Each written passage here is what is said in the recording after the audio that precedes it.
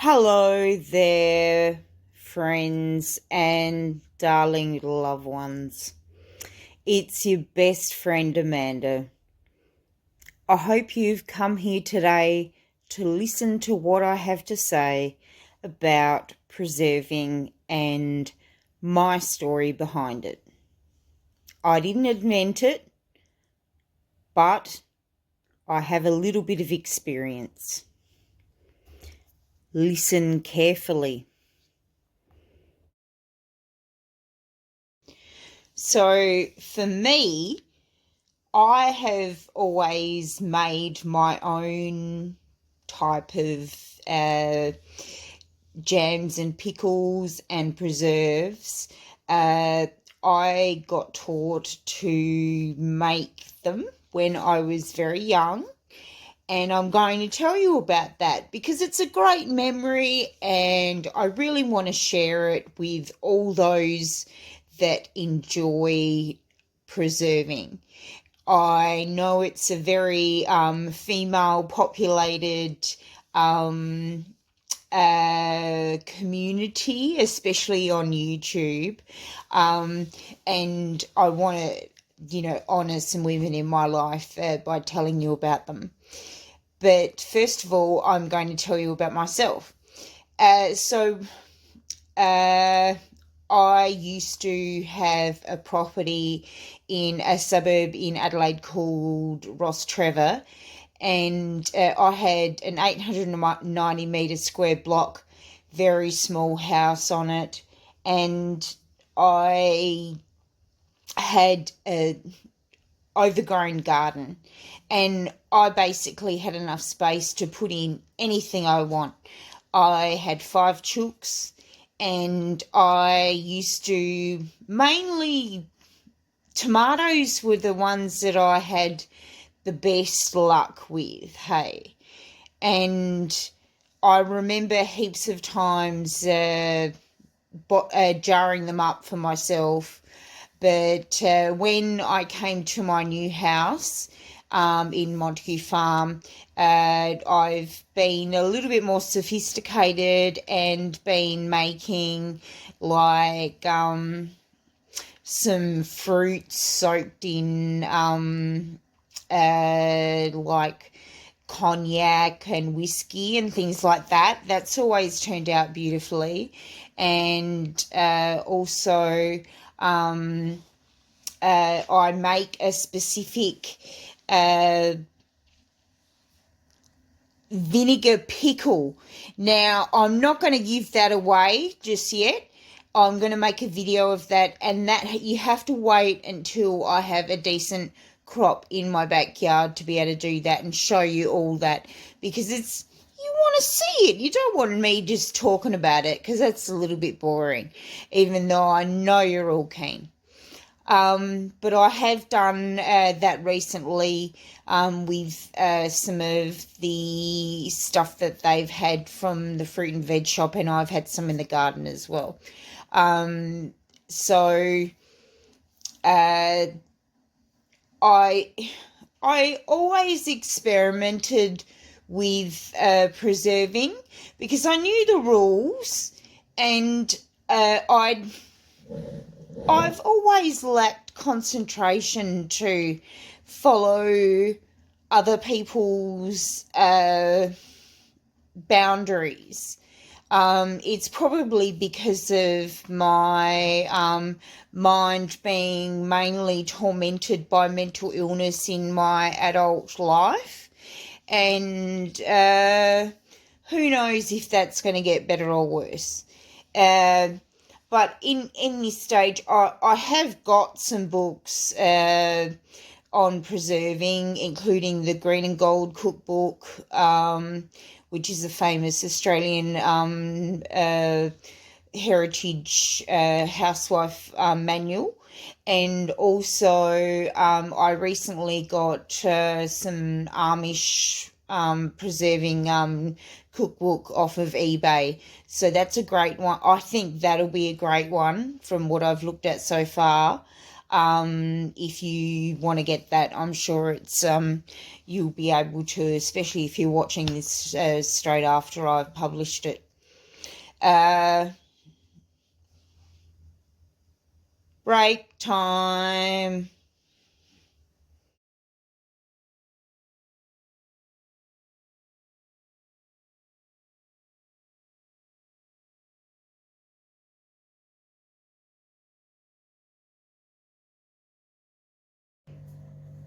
I hope you enjoyed that ad break from Loved Up Amanda on the Depop platform. Loved Up Amanda is me, in case you haven't worked that out. I didn't get paid anything to put that up, and don't get paid much in my job at all. But anyway, that's another thing. Okay, getting back to the preserving story, because that's why I'm here and hopefully why you're still watching.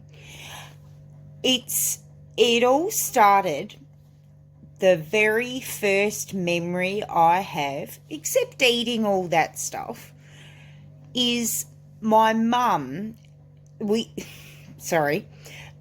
My family and I were visiting my uncle and auntie, and my cousins, on one of the properties that my uncle managed, after they left their own property, and their property got sold. A lot of people lost their properties in this particular economic turn, and so they went to manage another property, and this particular property had, I can't remember the exact figures, but somewhere in my mind it was 40 acres of apricots. Now, this was one of their jobs to, not just them, obviously he was a manager and he had staff. So all of the apricots had to get picked, and anything that didn't get picked, we put into jam, because that's how you lived back then. I come from a family that we always put food aside for future times when we're either financially unable to provide for ourselves, or there's economic times where we can't get food that we want. Also, for reasons like I have even myself been through plagues and seen like grasshopper plagues and mouse plagues. Now, in those sort of times, you can't grow what you want to, because it all gets eaten, and so you have to have some preserves. And these days, we pick it up at factories or supermarkets or my fruit and veg, whatever. But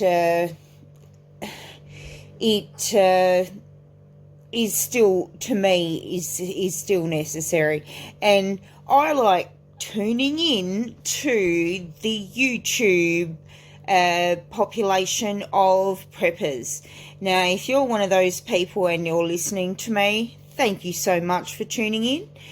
And I really find it very interesting that they're all in that mindset too, yet we were brought up completely differently and perhaps have other opinions that are different too, but we can put our minds together and survive.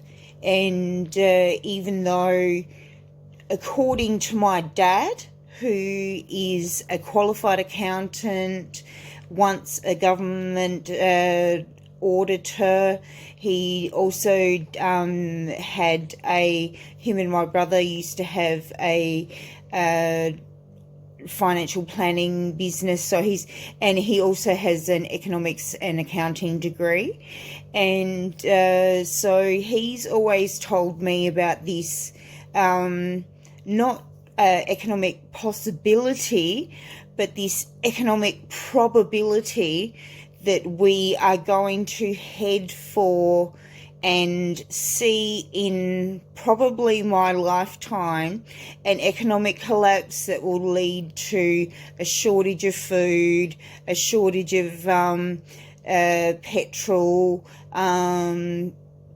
getting clothes will be hard, all the staples, just like they experienced in World War II, World War One, the Depression, that sort of thing. And I'm sure that in times way before this as well, when I've looked at history programs, they say the same thing. And I do actually read books too, besides tuning into the YouTube. Sorry that I say things in strange ways. It's just my habit. So getting back to the preserving story, we're at my family's house. You've established it's a big property. Obviously, they have more than apricots, and they have a lot of apricots. Now, I remember my auntie and my mother spent 24 hours on this. They actually skipped sleeping, went straight through the night, just like a person on meth. But they didn't take anything. They probably had tea and coffee and things like that. But they were just chattering all night and having the time of their lives. And they chop. The yucky bit goes into the chooks or on the trees again to make them nice and beautiful in the soil. And all of the good bits of the apricots went into these massive pots. I have never seen pots that big. Even when I see restaurants and stuff like that, these sort of pots, massive. Can't even give you an estimate on the litres, because my pots are, I've got big pots, but these were big. And and they were like bubbling and boiling. They had sugar in them and all. I don't even know what the ingredients are. I'm not one that makes jam much. Don't really eat it, so I don't make it. But it was hot and boiling, and they had to keep on stirring it because it sticks to the bottom. So they would burn themselves by touching the edges of the pot, and bits of the jam would flick up on them, and so they came out with all these red welts on them, and it was a magnificent experience watching all this. And then they had all of these jars that they'd sterilised all lined up on these big farmhouse tables, and they would pour it in and put the little plastic seal with the rubber band around, and they delicately written labels with my mum's beautiful cursive artistic writing. And they made hundreds of jars of jam. Now, all of these jars, they didn't go out and buy them. They had them all left over because everything you bought was in a jar. So you kept the jar, even if the lid didn't go back on, you could make a lid. So you had that sort of economy, so you weren't laying out money. And to tell you the truth, even though my auntie moved here from Ireland, in my mum's family, we got handed down things like garden tools. So when you buy quality things, they last a long time. So things like massive pots, they probably belonged to the farmhouse and were handed down in generations. So, and then all of these jars, once again, a decent housewife accumulates that sort of stuff in your washing up every night. You can put the jars that you've used back in, recycle, reuse. and it's good for the environment, kids. Although the kids all know this, it's the adults that don't. Isn't that the funniest thing? So that makes me want to cry sometimes, actually. So anyway, to go on with my story, my mum she showed me how to can tomatoes, hence why when I had all those tomatoes I knew how to do it. So I guess it was a good process of growing up and being around your mum, playing around her feet as a little kid. I remember one of the funnest things that I did as a kid, and I wasn't allowed to do it very often, probably because my mum didn't like the noise, but we used to play pots and pans, and basically your mum would get all of her pots and pans out of the cupboard, and you would bang them and smash them. As long as you didn't do any damage, you could get a wooden spoon out, bang, bang, bang, and it was awesome. I don't know what kids do these days. I don't have a kid. I only have a fur baby, but I've got some pots and pans if anyone wants to play it.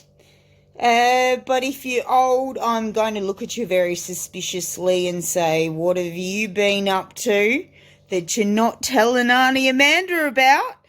And I'll probably know anyway. So on that terrible point, I will end my discussion on the memories I have of making preserves.